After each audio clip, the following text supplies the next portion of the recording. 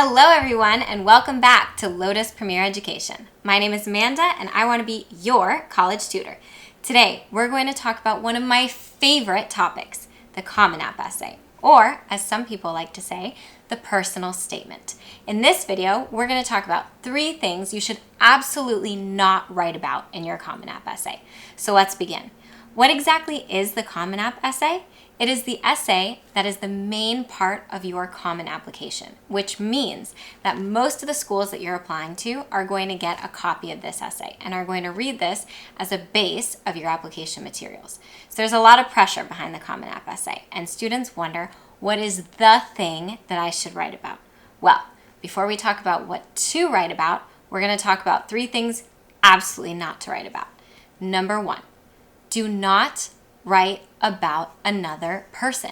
This is really counterintuitive because in the Common App essay, a lot of us want to share about someone who is really meaningful to us.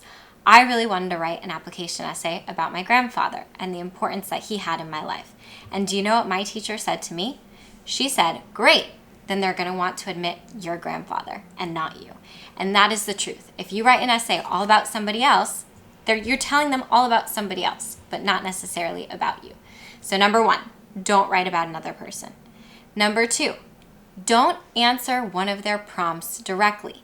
You guys may have already seen that they actually released prompts for the Common App essay. And there's 7 questions and then 1 just blanket, write whatever you want essay. You can look at them, you can take them as kind of a model, but don't answer the question. That ends up leading to a really forced, really basic, and kind of general application essay. And number 3, don't write about something negative. You may have a really funny story about a time when you and your friends got in playful trouble, but you don't want to give them any red flags about who you might be on their campus. So stay away from topics that could be misleading or that could show negative parts of your character.